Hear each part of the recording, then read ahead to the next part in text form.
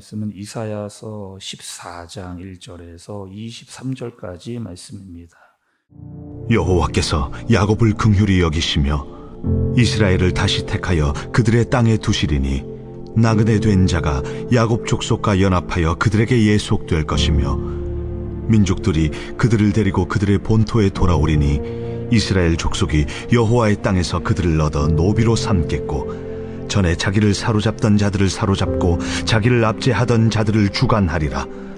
여호와께서 너를 슬픔과 곤고와 및 내가 수고하는 고역에서 놓으시고 안식을 주시는 날에 너는 바벨론 왕에 대하여 이 노래를 지어 이르기를 압제하던 자가 어찌 그리 그쳤으며 강포한 성이 어찌 그리 패하였는고 여호와께서 악인의 몽둥이와 통치자의 귤을 꺾으셨도다.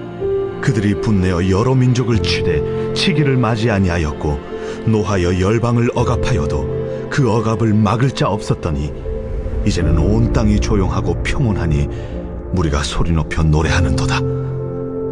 향나무와 레바논의 백향목도 너로 말미암아 기뻐하여 이르기를 내가 넘어져 있은즉 올라와서 우리를 베어버릴 자 없다 하는도다.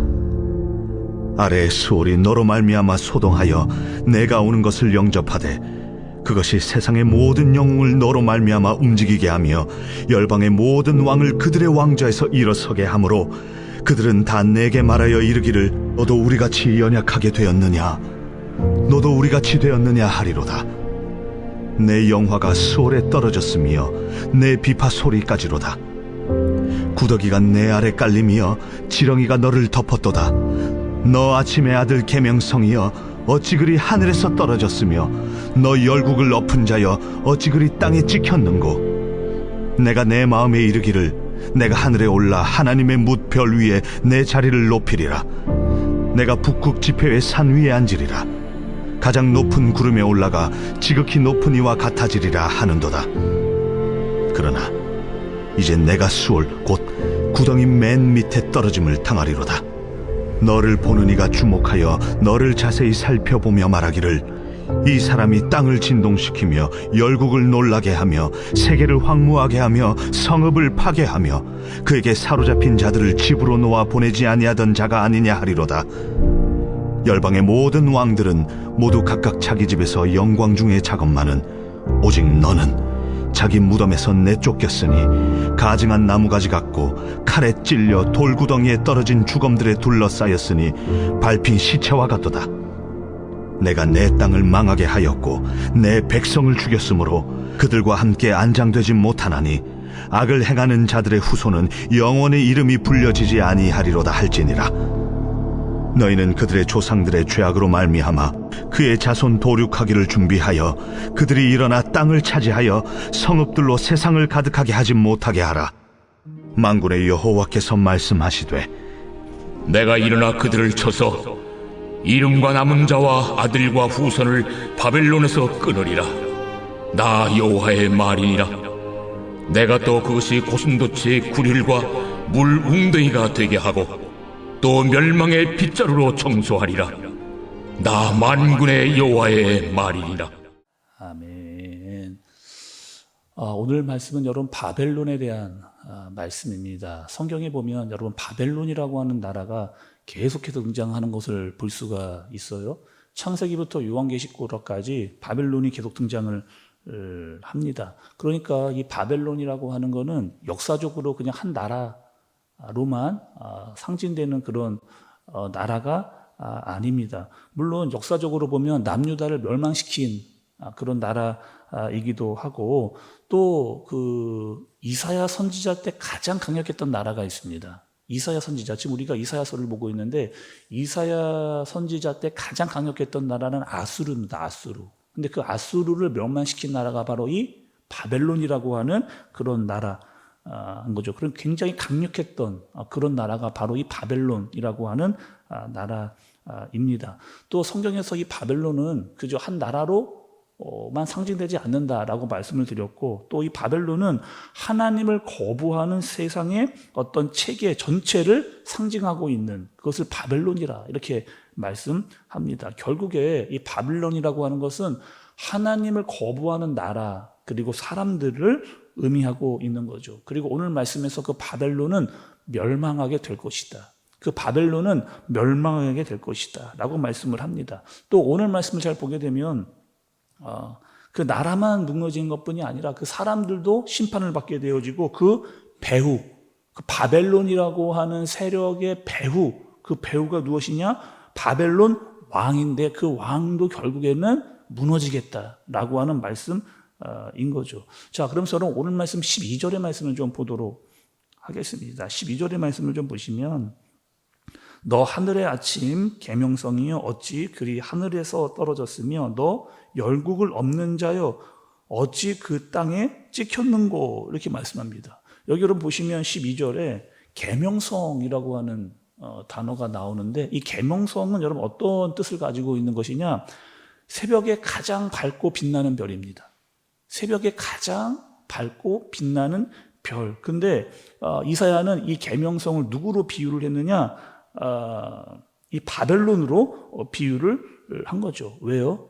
이 바벨론이라고 하는 나라가 한때 가장 빛나고 밝은 그런 나라였기 때문입니다. 또 이 계명성을 이사야는 사탄에 비유하기도 했어요. 자, 여러분 우리가 사탄에 대해서 말씀을 듣게 되면 이 사탄이라고 하는 존재는 어떤 존재인가요? 사탄은 하나님께서 창조하신 천사, 그 천사 중에 가장 으뜸이었던 그런 존재였습니다. 그리고 하나님께서 만드신 천자 중에 가장 아름다운 존재였는데 그 아름다움이 오히려 독이 되어지는, 그래서 어떻게 되었느냐? 하나님이 만드셨는데 그 피조물로 만족하지를 못하고 하나님과 같아지려고 하는 천사인데, 하나님이 천사를 만드셨는데 그 하나님보다 더 높아지려고 하는 교만을 가진 존재가 바로 사탄이 된 거죠. 결국에 그 교만은 천사가 사탄이 되게 한 겁니다. 하나님께서 그 교만했던 존재를 가장 높은 곳에서 낮은 곳으로 떨어뜨리시는, 그리고 그 사탄은 이 땅에 존재하게 됐습니다. 그리고 우리를 계속해서 무너뜨리려고 하는, 이 땅에 오게 된 사탄은 우리를 계속해서 무너뜨리려고 하는 그런 역할을 하고 있는 거죠. 말씀을 또 찾아볼게요. 여러분 신약으로 넘어와서 에베소서로 좀 가보겠습니다. 에베소서 6장 12절 같이 한번 여러분 읽어볼게요. 에베소서 6장 12절입니다. 시작. 우리의 씨름은 혈과 육을 상대하는 것이 아니요 통치자들과 권세들과 이 어둠의 세상 주관자들과 하늘에 있는 악한 영들을 상대함이라. 여러분 우리의 씨름은 무엇이라고요? 혈과 육이 아니다 이렇게 말씀을 합니다. 또 악한 영들과의 그 싸움인 거죠. 사탄은 통치자, 또 권세 잡은 자, 세상의 주관자, 그들을 이용해서 계속해서 세상을 어지럽히고 있습니다. 그러면서 하나님과 사람과의 사이를 계속해서 갈라놓는 거죠. 사람을 유혹하고 죄에 빠지게 만들고 눈을 어둡게 하고 하나님의 영광을 보지 못하게 하는, 그래서 하나님과의 관계를 계속해서 방해하는 그것이 바로 사탄이고 바벨 왕 그 존재의 전략인 겁니다. 오늘 말씀을 보면 하나님은 그 존재를 어떻게 하시겠다는 거예요. 여러분 15절의 말씀을 보면 하나님보다 더 높아지겠다 하던 그 계명성을 떨어뜨려 버리십니다. 그리고 수올 곧 구덩이 맨 밑에 던져버리시는, 그래서 하나님이 그렇게 하셨다는 거예요. 사탄이 아무리 치밀한 전략을 쩐다 하더라도 세상의 통치자, 권세 잡은 자를 통해서 어지럽게 이 세상을 어지럽게 하더라도 결국 다 하나님의 손에 있다. 그 모든 것들은 다 하나님의 손에 있다. 하나님께서 그 악한 세력들을 무너뜨리겠다라고 그렇게 말씀하십니다. 이 말씀을 예수님께서 하신 적이 있어요. 다시 한번 여러분 말씀을 좀 찾아볼게요. 우리 누가복음으로 가겠습니다. 누가복음 10장 18절의 말씀 같이 한번 읽어볼게요. 시작. 예수께서 이르시되 사탄이 하늘로부터 번개같이 떨어지는 것을 내가 보았노라. 여러분 어떻게 됐다고요? 그 계명성이었던 악한 존재가 예수님 때에 무너지는 것을 확실하게 이루어지는, 그리고 그 악한 세력이 무너지는 최후의 승리는 예수님께서 십자가에서 완전히 확정시키시는 그 일을 예수님께서 하신 겁니다. 사탄은 예수님을 십자가에 죽이면 된다. 그러면 끝나 버린다라고 그렇게 생각을 한 거예요. 그러나 십자가는 오히려 사탄의 머리를 부수는 그런 자리, 사탄의 권세가 완전히 무너지는 그런 자리인 거죠. 그러나 아직 사탄은 이 땅에서 하나님과 우리의 관계를 계속 무너뜨리는 존재로 남아 있습니다. 그러나 두려워할 필요는 없다. 왜요? 사탄은 이미 패배한 존재이기 때문인 겁니다. 자, 여러분 오늘 말씀을 좀 보시면서 이렇게 접근을 좀 해볼게요. 우리의 마음 가운데도 자꾸 안 좋은 생각, 우리의 생각과 마음 가운데 자꾸 안 좋은 생각들이 들어올 때가 있습니다. 부정적인 생각, 미움, 다툼, 시기, 질투의 마음들, 그런 마음들이 안 가지고 싶은데 자꾸 우리의 마음 가운데 올라올 때가 있죠.